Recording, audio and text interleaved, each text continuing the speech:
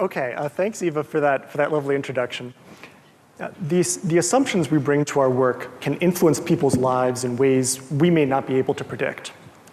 Now, our security assumptions can cause problems for people who think about or use technology differently than we do. And today, we're going to go over 4 such assumptions that we've come across in our own work. So the 4 assumptions we're going to talk about today, represented here by these kind of meme-ish images, they range from pretty solid security advice that I think most of us probably agree on, all the way to more ambient, implied assumptions that tend to function as rules that users are expected to follow. So we'll go into each one of these in more depth as we go on, but what you need to know for now is the connecting thread that runs through all of them, which is that users face significant, avoidable risks when these assumptions do not line up with conditions on the ground. So who are we to be telling you about this stuff? Well, I'd like to introduce my colleague, Gennie. So Gennie Gebhart works at the Electronic Frontier Foundation. And importantly, she's done work on the ground in Thailand and Ghana looking at internet censorship and internet access issues. Now, fun fact about Gennie, the last time she talked about this sort of stuff in Thailand, some plainclothes members of the Thai military showed up and crashed her talk. Indeed they did. You are all a better audience already. In turn, I'll introduce Bill. Dr. Bill Marczak is a researcher at UC Berkeley and at Citizen Lab, where he looks at state-sponsored surveillance of activists and dissidents, particularly in the Middle East. One thing that is not apparent about Bill from his resume is that he once shared the Vanity Fair cover with Jennifer Lawrence when they were reporting the story of how he found 3 Apple Zero Days back in 2016. But honestly, I'm more excited to be sharing Enigma with all of you today. All right, so let's jump right in. It's generally agreed that encryption is good, and messaging apps that don't use encryption are bad. And this is perhaps encapsulated most succinctly in the bumper sticker advice to use Signal and use Tor. So activists in Bahrain, some activists, didn't take this advice, and they were using this app called Zello. Now, Zello is a voice chatting app, and it was promoted very heavily by the company as being critical for protests that were going on in Venezuela, in Ukraine, Turkey, and Egypt, and other countries. In some cases, they touted it as the most downloaded app during the protests. So unfortunately, it appears that Bahrain's police was actually able to intercept this app and used information they gained to arrest activists. The police left messages on the Zello channels that activists were using, saying things like, oh, we're coming to get you one by one. And for those of you who don't know much about the political situation in Bahrain, it's not really a kind of place where you want police to be hunting you down one by one. They might shoot you in the back and say you slipped in your shower. So we sought out to figure out, how did police intercept this app? How might they have gotten this data? And it turned out, you can see here on the left, we have a screenshot of the Zello app. We're registering for an account. And on the right, a screenshot of the Wireshark output. And it doesn't take too much looking here to realize that the highlighted information that we input was transmitted in plain text. So we published this, and to the company's credit, they said, oh yes, our free version is unencrypted, you got us. But we do have a full version, you gotta pay for it, but it is encrypted. We took their word for it because activists on the ground weren't about to shell out money for this app. So at this point, you might be asking yourself, like, well, why would an activist use this app, right? We've got Signal, we've got WhatsApp, and these have industry-leading end-to-end crypto. And you can send voice notes, you can do calls, right? So why not just use one of these apps? Well, for our answer, we turned to early 2000s corporate America and this phenomenon of push to talk.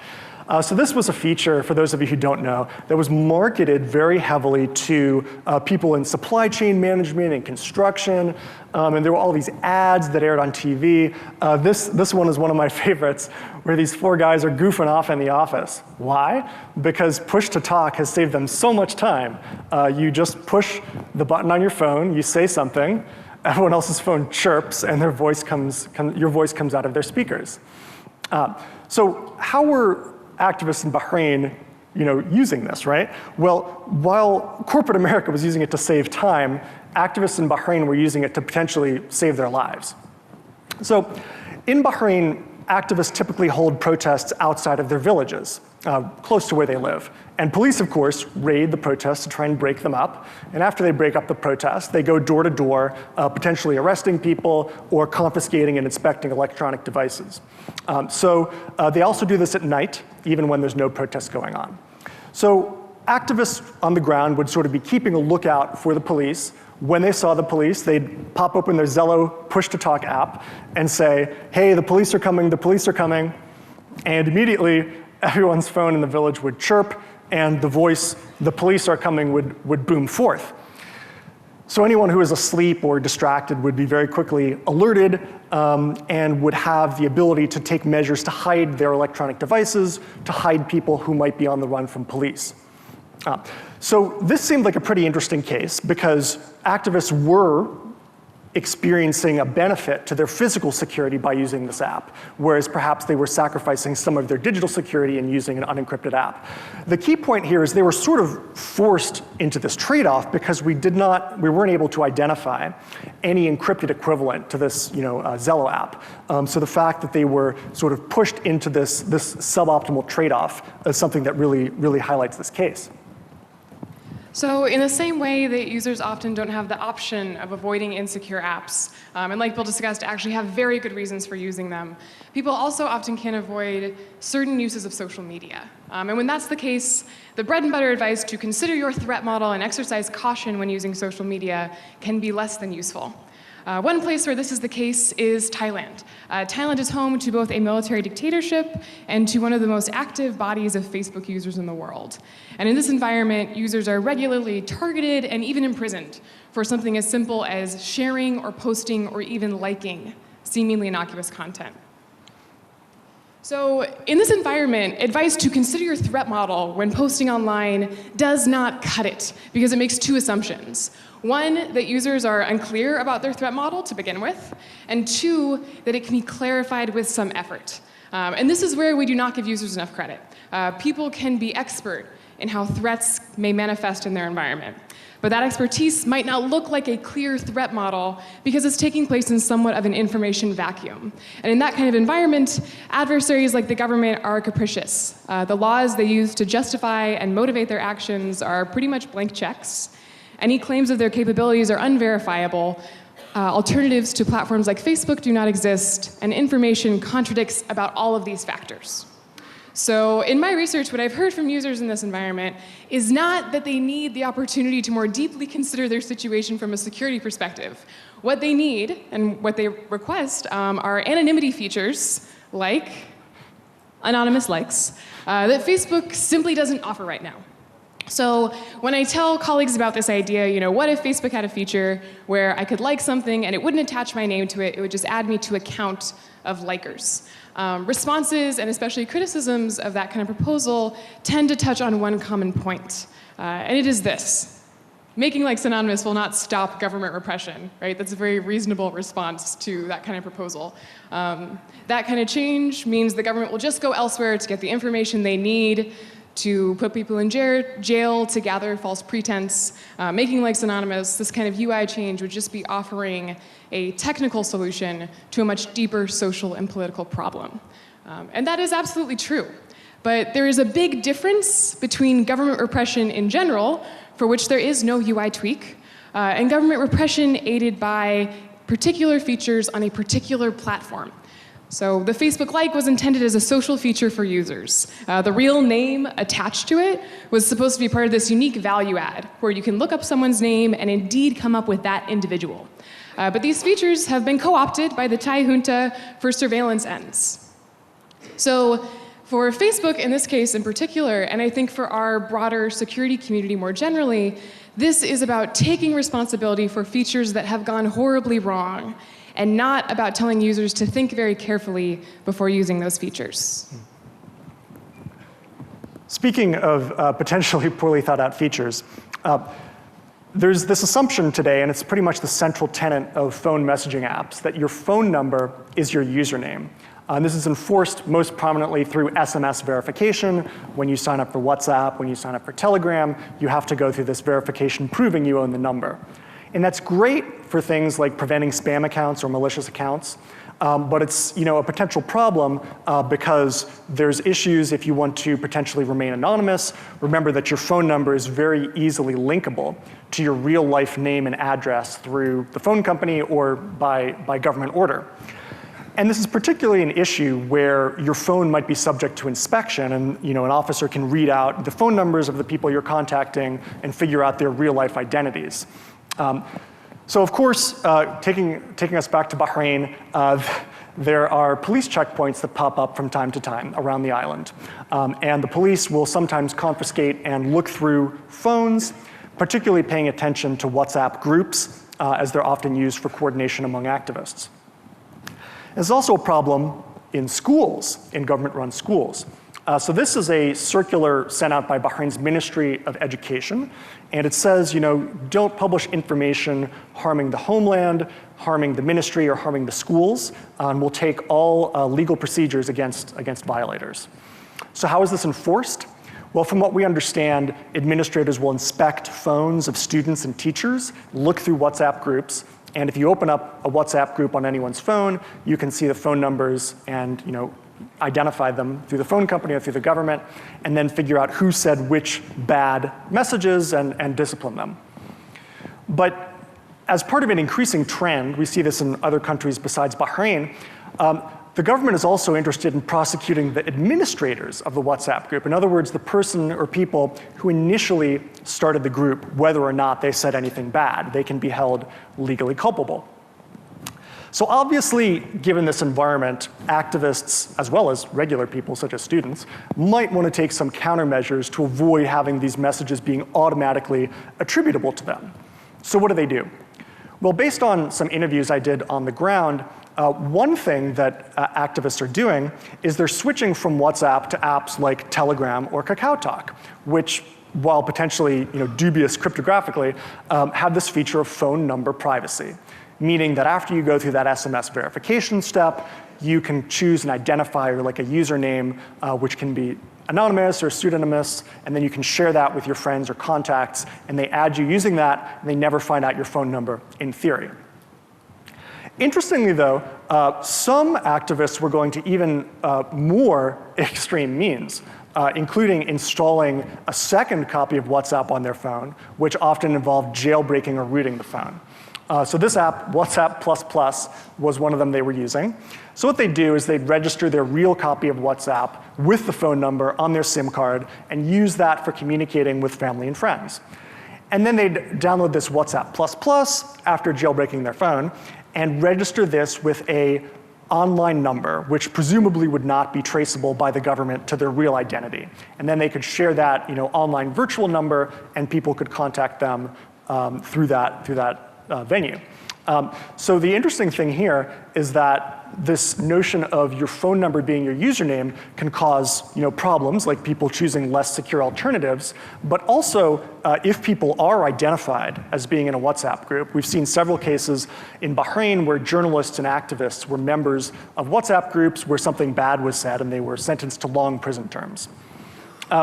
Closer to home, we can see this sort of humorous first world problem of your children finding out what you bought them for Christmas by websites assuming that your browser is your username and sending you a message or an ad based on what you purchased. So this is a problem, of course, if you're sharing devices with your kids. And what these two have in common is potentially flawed notions of what is a good proxy for identity. And the same deep kind of assumptions are also present in the language we use to talk about our work. Our fourth and final assumption we're going to talk about today is the assumption that we know what security is. Our own session chair and my admired colleague, Eva Galperin, sums this assumption up very nicely in this tweet, where she writes that there is a cold, judgmental place in her heart for people who use privacy and security as interchangeable terms. And I hope that I do not earn a spot in that cold, judgmental place when I say that in practice, security is interchangeable with a lot of terms. And this was most clear to me when I was doing fieldwork in Ghana. One day, a colleague said to me, very frustrated, that no one here cares about security. And I thought, okay, clearly that is not true. In particular, because Ghana is known as this international center of email scam and fraud. It's right next door to the Nigerian prince we have all been tempted to wire at one point or another. People have to be thinking about this. So I set out informally to talk to people about how they thought about and responded to these kinds of security threats online. And I was expecting to hear about stuff like this, about, maybe someone will tell me about the ISP's protections for lost and stolen phones and other crimes. Maybe someone will tell me about login protections, passwords, two-factor authentication if I'm lucky. Maybe someone will tell me about how they spot and detect phishing. But instead of hearing about phishing, I heard a lot about plenty of fish. And not, as you might think, about, maybe like scam and fraud on the platform. Not at all. People were very frustrated with creating accounts and registering for dating sites, of which Plenty of Fish is one of the most popular.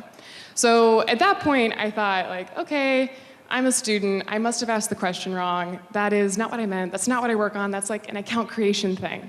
But I continued to hear more in the same vein. In addition to frustration with signing up for dating sites, people told me about how in Ghana they could not receive shipments from Amazon, how they couldn't make or receive payments on PayPal, and just this litany of difficulties with just about anything involving a credit card. And here is why. Ghana is indeed this known as an international center for scam and fraud, to the extent that webmasters have felt the need to block Ghanaian IP addresses wholesale. Here we see one on Webmaster World who writes, "I am so fed up with these darn African fraudsters.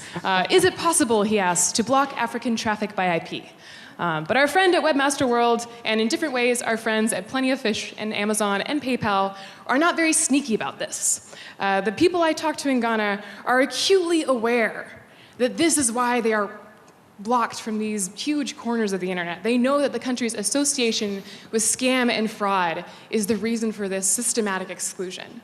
So what looked to me like a security threat online was experienced on the ground also as an issue of access and restriction and exclusion. So what I took from this is that security is more often than not shorthand for whatever it is that's most important to you online. Of course, I have, as I'm sure you all do, my own hard-won, precise notions of what is security versus privacy versus access versus safety.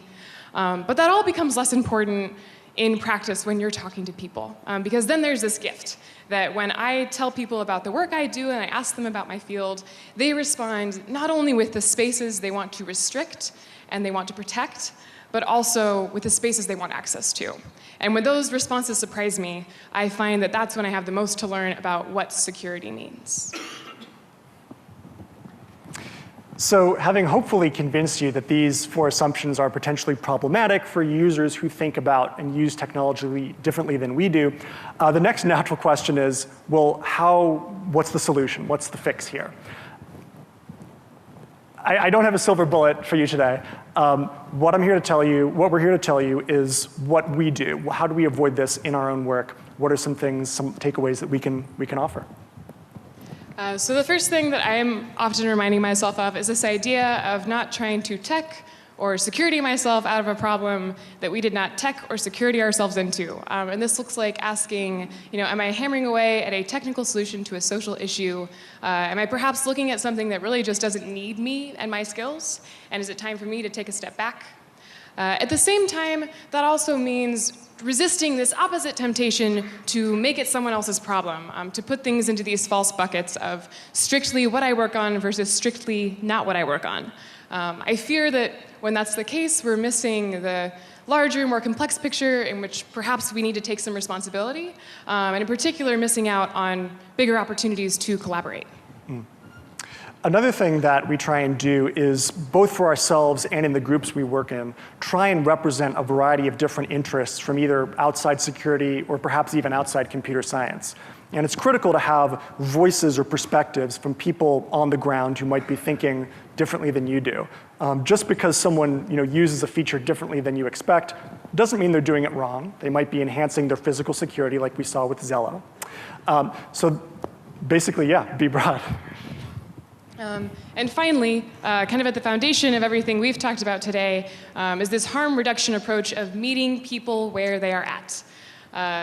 Quite often, the 4 assumptions we talked about and any number of others are true and accurate and will lead to safe outcomes for users. But perhaps more often than we realize, and definitely more often than we talk about, that's just not the case. And people face real, avoidable risk as a result. So what Bill and I hope to leave you with today is this call and this reminder to put ever more focus on the errors and flaws in your own assumptions and the ways that that can translate into your work. So with that, we thank you for your time and attention, and we're happy to engage with any questions.